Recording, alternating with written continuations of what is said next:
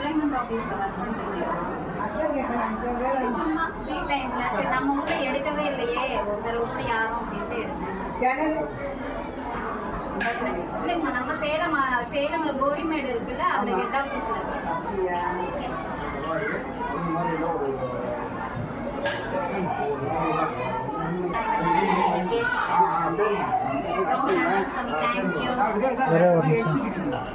ஒரு நிமிஷம்